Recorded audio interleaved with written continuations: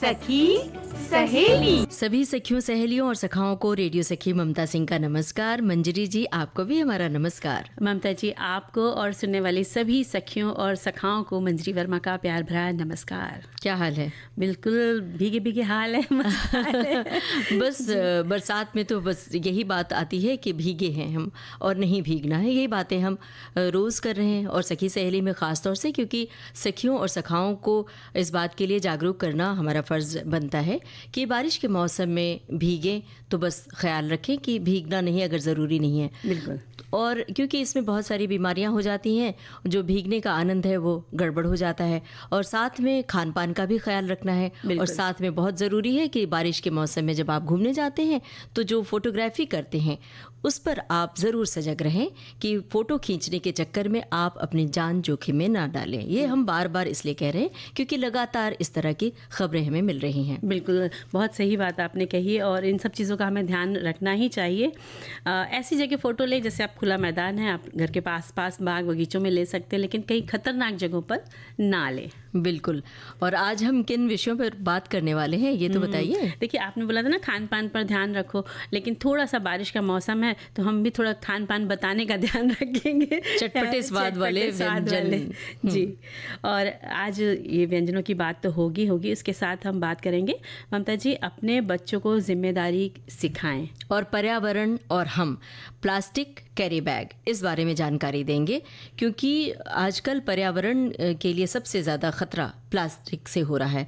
और जो प्लास्टिक के कैरी बैग्स होते हैं इसका इस्तेमाल हमने इतना ज़्यादा करना शुरू कर दिया है कि अब मुश्किल आ पड़ी है और हमें इस बारे में सजग होने की सख्त ज़रूरत है। बिल्कुल। और हम बात करेंगे भरोसा जीवन की पूंजी है, क्योंकि भरोसा होना भी चाहिए बहुत। सबसे पहले क्या करेंगे? गाना सुनेंगे। पर्यावरण हमारे जीवन का आधार है और उसके बिना तो ममता जी हमारा जीवन बिल्कुल असंभव सा हो जाता है। पर्यावरण यानी हमारे आसपास की प्रकृति, वातावरण, हरे भरे वृक्ष, पेड़ पौधे और लताएं, और जिनकी उपयोगिता से हम अपने जीवन चक्र को सहज बना पाते हैं। हम जिन चीज़ों का उपयोग करते हैं वे सब हमें इन्हीं से तो प्राप्त होती है, और यदि हम इसकी अवहेलना करते हैं तो हमारा स्वास्थ्य इससे प्रभावित होता है। बिल्कुल सही कहा आपने। स्वच्छ पर्यावरण समृद्धि, प्रगति और उत्तम स्वास्थ्य का भी प्रतीक होता है, क्योंकि जब हम स्वच्छ पर्यावरण होगा तो हम ताज़ा हवा में सांस लेंगे, और जब ताज़ा हवा में सांस लेंगे तो जाहिर सी बात है कि हमारा स्वास्थ्य अच्छा रहेगा, और तब हम अगली पीढ़ी को भी स्वास्थ्य के प्रति सजग बना सकेंगे, पर्यावरण के प्रति सजग बना सकेंगे, और उन्हें ये जिम्मेदारी सौंपेंगे कि आपकी जिम्मेदारी है पर्यावरण की सुरक्षा करना। जब हम जो करेंगे वही आगे वाली पीढ़ी भी करेगी। हम आज वर्तमान को अच्छा बनाएं तो भविष्य के दिनों की नींव अपने आप मजबूत होगी। बिल्कुल। और जब हमारा भविष्य की जो नींव मजबूत होगी तो पर्यावरण में जो आज सबसे गंभीर समस्या ममता जी देखी जा रही है वो है प्लास्टिक से बनी वस्तुएं और बहुत सारी चीज़ें हैं, जिसमें आज हम अपनी चर्चा का विषय लेकर चले हैं कि कैरी बैग जो हमारे होते हैं, तो उनके द्वारा, प्लास्टिक के बने होते हैं तो उनके द्वारा बहुत सारी गंभीर समस्याएं उत्पन्न हो जाती है। और इसके बारे में हम जब गहनता से सोचेंगे, लोगों को बताएंगे, जागृत करेंगे तो लोगों का ध्यान जाएगा और एकजुट होकर वो इस मुहिम में रहेंगे कि हमें कैसे इससे बचना है। बिल्कुल। और क्यों बचना है ये भी बताना ज़रूरी है कि प्लास्टिक ना तो सड़ती है और ना ही गलती है। मिट्टी में दब जाए तो वर्षों तक वैसी ही बनी रहती है और मिट्टी की उर्वरक क्षमता को भी वो समाप्त कर देती है, प्रदूषित करती है, जिससे पेड़ पौधे पनप ही नहीं पाते हैं। और जब वृक्ष नहीं होंगे तो हम उनसे जो निकलने वाले प्राण वायु होते हैं, ऑक्सीजन होते हैं, वो कैसे लेंगे, जिनसे हम सभी का स्वास्थ्य प्रभावित होता है और फेफड़ों में जहरीली गैस प्रवेश कर जाती है। तो प्लास्टिक से बहुत सारे नुकसान हैं। अगर हम गिनाने चलेंगे तो शायद पूरा प्रोग्राम इसी पर खत्म पूरा हो जाएगा। तो ये बताना ज़रूरी है कि जो प्लास्टिक की थैली का इस्तेमाल हम करते हैं, घर से निकलते हैं तो एक प्लास्टिक की थैली ना लें, बल्कि एक कपड़े की थैली, पतली थैली भी आती है, जैसे हम रोज़मर्रा की चीज़ें अपने बैग में, अपने पर्स में रखते हैं। पानी की बोतल है, मोबाइल है, नहीं भूलते कभी, और पैसे बटुआ रखते हैं, तो वैसे ही एक कॉटन की थैली रख लें। और अभी आपको कॉटन वाली थैली नहीं चाहिए, ऐसे आरामदायक बड़ी थैली चाहिए तो बहुत सारी डिज़ाइनदार थैलियाँ आ गई, वो लेके चलिए घर से। बिल्कुल। और ममता जी चाहे तो हम घर पे भी जो हमारे पुराने कपड़े होते हैं, जैसे कुर्ते का बैक है या नाइटी है अपनी या बेडशीट्स हैं, इनसे भी हम थैलियाँ घर पर तैयार कर सकते हैं। बिल्कुल। छोटी सी बना लें तो अपने पर्स में रख लें।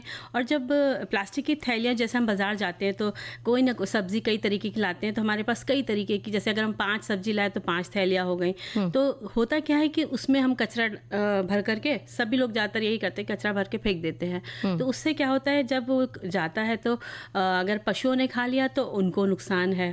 और अगर यही जो पानी में बहता हुआ या नालियों को ब्लॉक कर देता है, जाता हुआ अटक जाता है, तो अगर वो सीवर भी उससे प्रभावित हो जाता है ना। और समुद्र में जाता है, नदियों में जाता है, तो सब जगह के जो जीव जंतु जहाँ रहते हैं उनको तो होता ही होता है, साथ में जो जल होता है वो दूषित हो जाता है। तो हमें इन सब का ध्यान रखना कि हमें बिल्कुल। आपको मंजरी जी याद होगा कि अभी हाल में जब समुद्र के पानी की, मतलब समुद्र के किनारों की सफाई की गई थी, तो अपने यहाँ पर ही मुंबई, जहाँ पर विविध भारती का स्टूडियो स्थित है, किनारों पर बहुत कई टन कचरा प्लास्टिक का निकला था। तो क्या होता है कि हम जब कहीं घूमने भी जाते हैं समुद्र के किनारे, नदी के किनारे, तो प्लास्टिक की थैलियाँ ले जाते हैं और वहीं पर छोड़ आते हैं, फेंक देते हैं। तो वो नदियों में, समुद्र में भी, समुद्र में तो एक साथ लहरों के साथ किनारे पर आती हैं थैलियाँ, वापस जाती हैं, फिर आती हैं, वो क्रम चलता रहता है। वो थैलियाँ कभी नष्ट नहीं होती हैं। तो आप बताइए कि जब आप समंदर के किनारे का लुत्फ लेने कहीं बाहर से आए हैं या जा रहे हैं किसी समंदर के किनारे, तो क्या वो थैलियाँ देखकर अच्छा लगेगा? पैरों में जब फंस जाता है तो कितना बुरा लगता है ना। बहुत बुरा लगता है ममता जी। और ऐसा लोग जो ले जाते हैं तो उनको वहाँ पर नहीं फेंकना चाहिए। अभी कई जगहों पे देखा है कि कचरे के डिब्बे रखे रहते हैं, सूखा कचरा, ऐसे गीला कचरा, तो अगर वो दिख जाए तो आप उसमें रखिए, नहीं तो आप अपने साथ उसको लेके वापस आ जाइए। और जब आप जहाँ भी अपने घर के आसपास या घर में पहुँचेंगे तो वहाँ पर भी आप फेंक सकते हैं। हालांकि अभी बहुत सारे दुकानदारों ने, बहुत सारे ब्रांड्स ने ये मुहिम चलाई है कि प्लास्टिक की थैली की बजाय पेपर, कागज़ के बैग्स देते हैं। कपड़े, मान लीजिए कपड़े खरीदने गए या कोई भी चीज़ खरीदने गए, या फिर कपड़ों की थैली या फिर कागज़ की थैली आपको मिलती है। तो ये जो मुहिम चल रही है, इस मुहिम में हम सबको निजी स्तर पे शामिल होना होगा, न कि हम खाली बातें करें और लोगों को सलाह देते रहें। मुझे लगता है कि आज हमारी बातों से अगर 50-100 लोग भी प्रभावित होते हैं तो हमारे लिए बहुत बड़ी बात अच्छी बात होगी, खुशी की बात होगी। और हमें लगता है कि सखियों और सखाओं की प्रतिक्रिया हमें मिलेगी कि प्लास्टिक की थैली पर रोक आपने खुद के लिए लगाई या नहीं। और जो प्लास्टिक की जो थैलियाँ हैं ममता जी, वो जब जहाँ पे कहीं जैसे नालियों में जाके जमा हो जाती है तो कीड़े मकोड़े बहुत सारे वहाँ पैदा हो जाते हैं। तो इन सब का भी हमें ध्यान रखना है। और अब हम सोचते हैं पहले एक गीत सुन लिया जाए। इसका ध्यान तो जरूर रखना है। तो लगता है ना कि वाकई धरती को किसने बनाया है, कितना सुंदर बनाया है ना। बस पर्यावरण की सुरक्षा अगर करते रहेंगे तो ये धरती हरी भरी खूबसूरत बनी रहेगी। इसी तरह की बात तो हमारे श्रोताओं ने भी लिखी है। तो क्या श्रोताओं की बात श्रोताओं तक पहुंचा दी जाए? बिल्कुल, बिना रुके। एक श्रोता की टिप्पणी है, लिखा है कि प्लास्टिक कैरी बैग चर्चा का विषय हो जाता है जब भी कभी पर्यावरण की बात चलती है। पहले के ज़माने में मुझे जहाँ तक याद है, रद्दी अखबार से लिफाफे तैयार किए जाते थे और कोई भी सामान लेने पर दुकानदार अखबार या रद्दी कागज़ में खाकी कलर के लिफाफे में सामान रखकर पुड़िया बनाकर देते थे।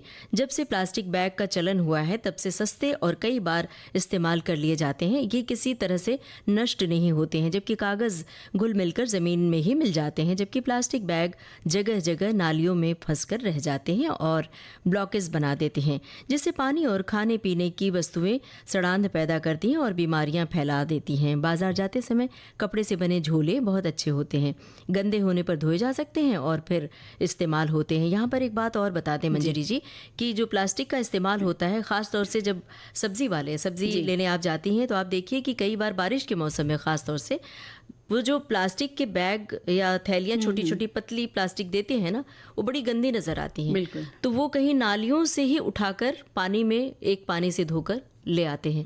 और सोचिए कि जो सब्जी आप ले रहे हैं वो कितनी गंदगी से मिली हुई होती है ना। बिल्कुल सही बात। इसीलिए तो ममता जी, ये होता है कि जब भी हम लाते हैं सब्जियां तो पहले उनको धोकर के ही रख देते हैं कि भाई जो भी गंदे पानी से अगर किसी ने धोई है तो वो हम ना उसे ऐसे इस्तेमाल करें, ना फ्रिज में ही रखें, बास्केट में भी ना रखें, बल्कि हम धो के रखें, थोड़ा सुखा के रखें तो अच्छा है। और उन थैलियों को जो आ भी गई उनको हटा दें। हाँ, यहाँ पर ये ध्यान खींचना ज़रूरी है कि जो प्लास्टिक की थैलियाँ आप लेते हैं उस पर भी नज़र रखें, इसलिए उसको अवॉइड करें। ले ही नहीं, आप सब्जी खरीदने गए तो अपने कपड़े की थैली में ही सब्जी खरीदें। बिल्कुल।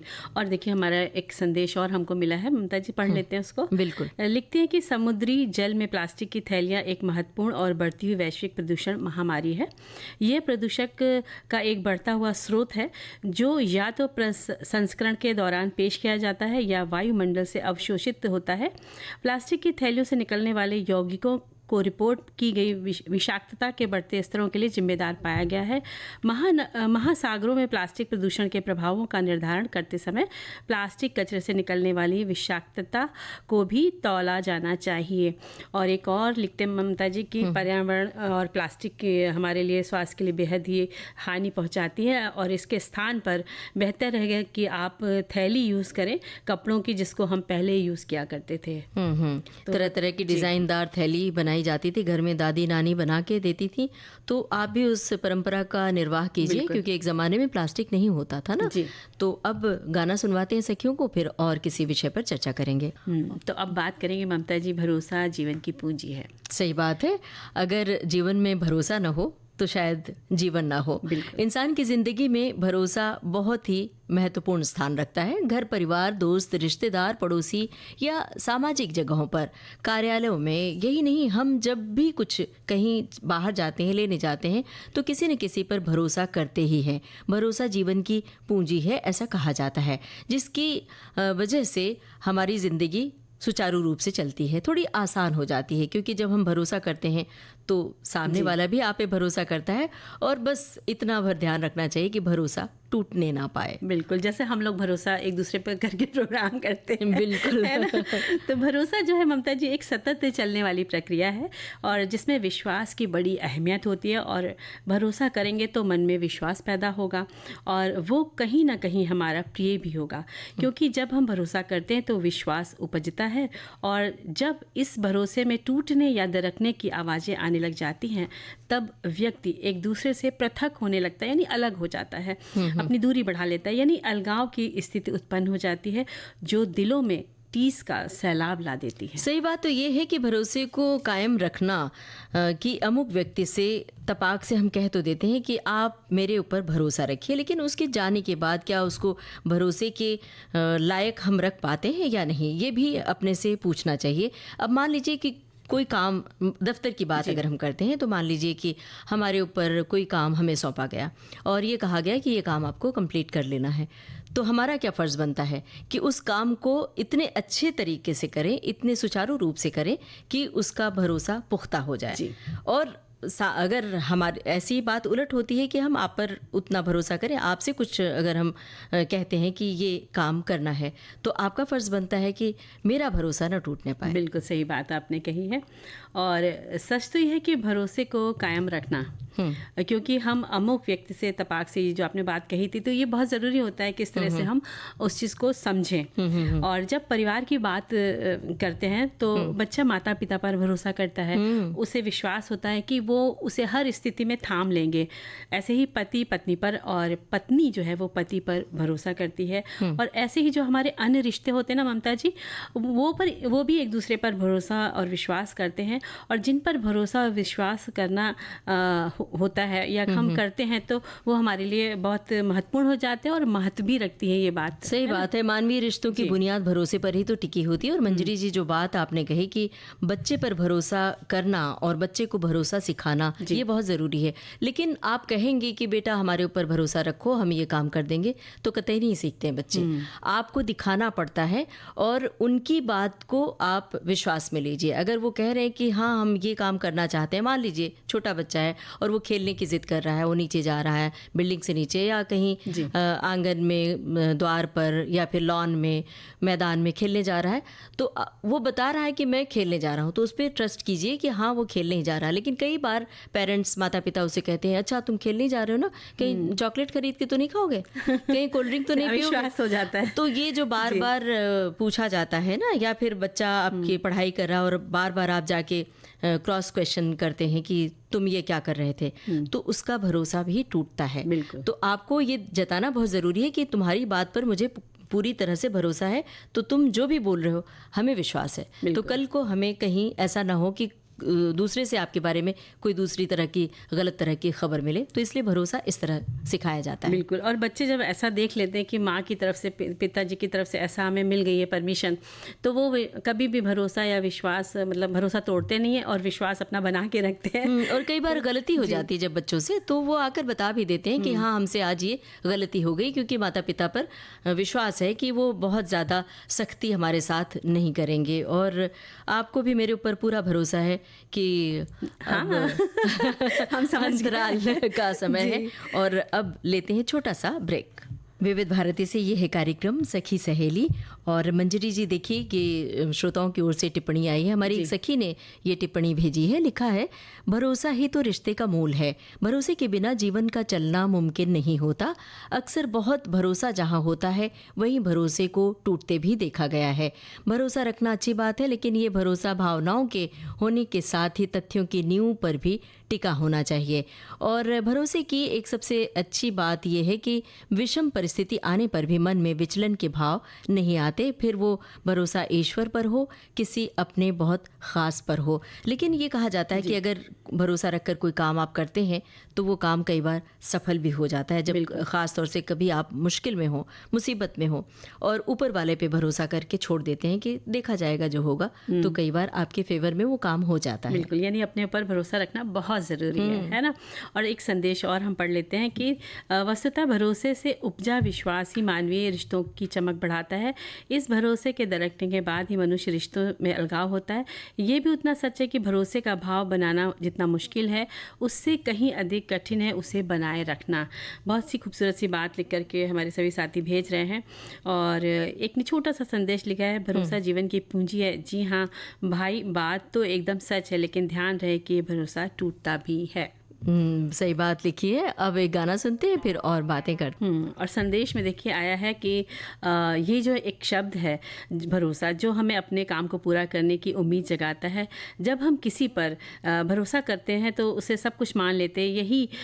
यही शब्द हमारे पारिवारिक संबंधों में भी है, जिनके सहारे पूरा जीवन काट देते हैं। हम भरोसा करके बेटियों को पराए घर, अनजान लोगों को सौंप देते हैं, जहाँ रहकर वे एक परिवार बसा देती हैं। और यही वो शब्द है, हम किसी संस्थान में कार्य करते हुए वहाँ के मालिक पर भी जो है वहाँ पे कार्य करते हैं, उनके कहे हुए आदेशों को, जो हमें परिवार चलाने के लिए वेतन देते हैं, जो मतलब कहने का मतलब ये है कि जो जहाँ पे काम करते हैं, अगर वहाँ के अधिकारी आपको कहते हैं तो हम उनका काम करते हैं भरोसे से। और हमारी आवश्यकता पड़ने पर समय समय पर पैसे की मदद भी कर देते हैं। यही भरोसा मालिक भी हम पर करते हैं कि सब कुछ सौंप कर वे बाहर महीनों व्यापार के सिलसिले में बाहर रहते हैं। अतः ये जो एक शब्द है भरोसा, वो समाज में रहते हुए एक दूसरे पर बिना किए भरोसा किए हुए हम आगे नहीं बढ़ सकते हैं, और हमें किसी न किसी पे भरोसा करना पड़ता है, और दूसरे लोगों को हम पर भी ऐसा ही करना पड़ता है। इस टिप्पणी के लिए इनका शुक्रिया अदा कर रहे हैं, सभी श्रोताओं का शुक्रिया अदा कर रहे हैं। एक श्रोता ने एक कविता लिख भेजी है जो इस तरह से है, लेकिन किसकी कविता है इन्होंने नाम नहीं लिखा है। भरोसा जीवन की पूंजी है, जीवन की पूंजी है, ये संबंधों की बुनियाद है। रिश्तों में मिठास घोलता, इसी से दिल में विश्वास का साथ है। जब भी राहें हो अनजानी, भरोसा ही सच्चा साथी है। मुश्किलें चाहे कितनी भी आएं, ये दिल को हिम्मत दिलाती है। हर दिन की सुबह नई, हर सपना जो सच कराए, भरोसे की रोशनी में ही जीवन की नैया पार लगाए। और भरोसा है तभी तो हम सबका जीवन है। बिल्कुल। और ये है कि क्योंकि मनुष्य की जो एक प्रवृत्ति होती है, या उनकी प्रकृति कही जाए, कि वो अपने हितों के लिए कभी कभी विपरीत दिशा में भी चले जाते हैं। उसके विचार अचानक भ्रमित कर देते हैं, भले चाहे वो कितना भी अपने या दूसरे के भरोसे को बनाए रखने के लिए सोचता रहे।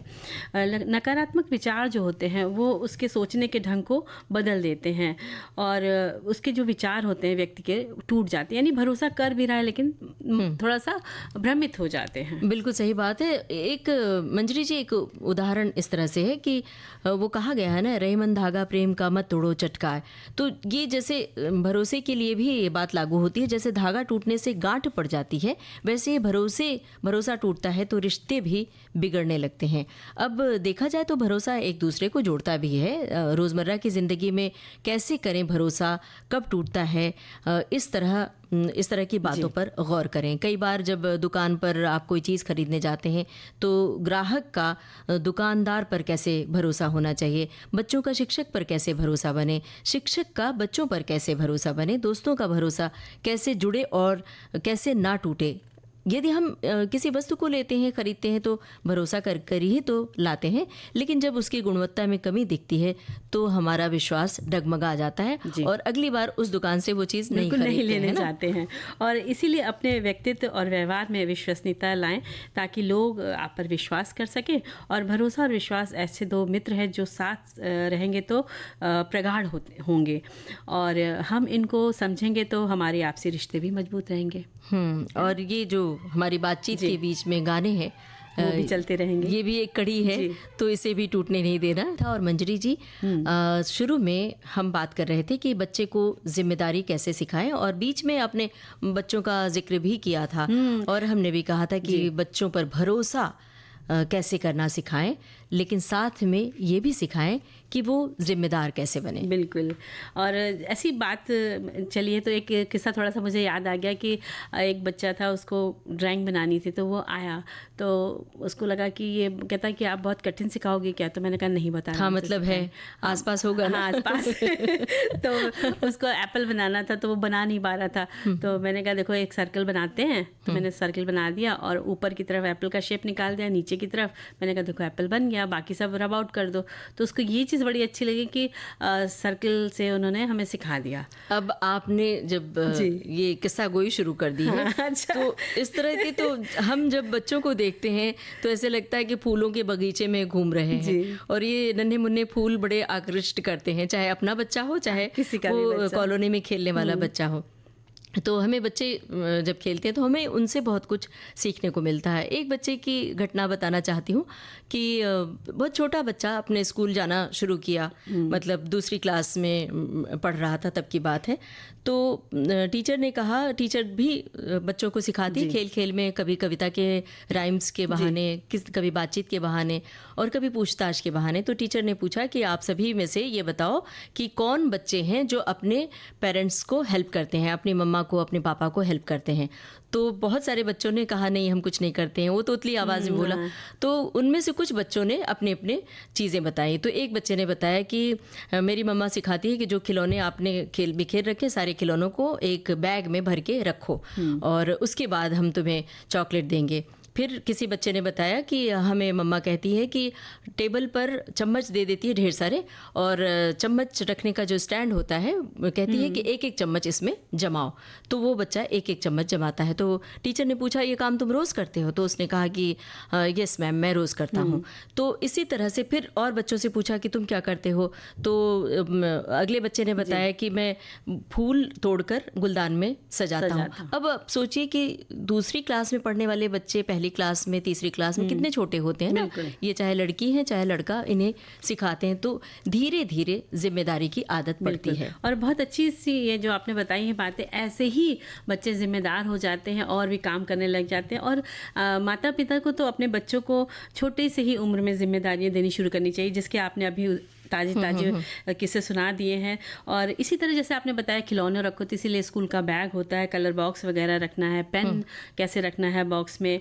और खिलौनों की बात तो आपने कर दी, और साथ में खिलौना पोंछने के लिए भी कहते हैं ना बच्चों को, बिल्कुल साफ करना, और साथ में नहाना सिखाना। बच्चों को नहाने सिखाने के लिए भी जरूरी है कि उनको बाथरूम में आप छोड़ दीजिए, कोई खिलौना दे दीजिए, बाल्टी में डाल दीजिए, के साथ उसको भी नहलाएगा, खुद भी नहाएगा, और वो फिर प्रवृत्ति होती। कई बार बच्चे पानी से डरते हैं, उन्हें ठंड लगती है, खासतौर से ठंड के मौसम में। तो उन्हें टब जैसा, मतलब एक टब दे दीजिए, पानी डाल दीजिए, उसमें खिलौने डाल दीजिए। और बहुत छोटे बच्चे जो बैठना सीख रहे होते हैं, मतलब 8 महीने से साल भर के बच्चे भी खेलते खेलते अपना नहा लेते हैं, तो ऐसे उनका खेल भी हो जाता है और वो अपने से नहाना सीख लेते हैं। तो फिर जैसे ही वो बड़े होते हैं थोड़े, तो वो कहते हैं कि नहीं, मैं तो अपना काम अपने से करूँगा या अपने से करूँगी, ये प्रवृत्ति उनमें जागती है। बिल्कुल। और इसी तरह जैसे कि आप छोटे बच्चे को आप देखिए, जो बहुत जरा सा होता है, तो माँ उससे कहती है ना कि हाथ उठाओ तुम्हें कपड़ा पहनाते हैं, पैर उठाओ तुम्हें जूते मोजे पहनाते हैं। तो बच्चा बोल नहीं पा रहा है, वो सुन रहा है खाली, लेकिन वो माँ के मुंह को देखता है, हाव भाव को देखता है, तो वो समझ जाता है, तो धीरे से वो हाथ उठा देगा, पैर उठा देगा। तो यानी कि वो उस उम्र में भी वो सीखने लग जाते हैं। और जब कहते 5 साल का बच्चा हो ही जाता है बड़ा समझदार, तो वो अपना बैग से ठीक से रखना उसको बता दीजिए, होमवर्क टाइम पे ख़त्म करना, और टिफ़िन बॉटल वो सब यूज़ करना, और निकाल के वापस देना घर में आके कि मम्मी अब टिफ़िन ख़त्म कर लिया, ये बॉटल है। तो वो भी बच्चे एक जिम्मेदार हो जाते हैं कि अपना सामान वापस साफ़ करने के लिए उन्हें देना है। और जब बड़े हो जाते हैं तो क्या सिखाना चाहिए? खाना बनाना, कुकिंग ज़रूरी है, क्योंकि आगे चलकर जब बच्चे बड़े होते हैं तो कहीं किसी दूसरे शहर में पढ़ने जाते हैं, हॉस्टल में रहने की नौबत आती है, किराए के घर में रहने की नौबत आती है, तो ऐसे में उन्हें अगर कुकिंग आती है, खाना बनाना आता है, तो वो बहुत एंजॉय कर सकते हैं उन दिनों को। वरना फिर बाहर का खाना नहीं खाने की आदत है तो लोग बहुत ज़्यादा परेशान हो जाते हैं। और भी छोटी छोटी बातें सिखानी चाहिए छोटे बच्चों को, कि कोई आया तो झट से दरवाज़ा न खोल दें, और घर में जब मेहमान आते हैं तो उन्हें उनके साथ कैसे ट्रीट करना है, कैसे व्यवहार करना है, उनसे नमस्ते करना, ट्रे में पानी ले आके दे देना ग्लास में, और साथ में बिस्किट रख के ले आना है। ये छोटी छोटी बातें हैं जिसे सिखाकर हम बच्चों को जिम्मेदार बना सकते हैं। और इसी के साथ साथ उनको अपने दैनिक कार्य भी सिखाने चाहिए कि खाना खाने से पहले हाथ धोना है, खेलने के समय, खेलने के बाद जब आप आते हैं तो हाथ धोइए। तो यानी जिम्मेदारी एक प्रकार की एक क्रिया है, और घर की साज सज्जा और सफाई के कामों और कपड़े तह करने से लेकर बहुत सारी चीज़ें हैं।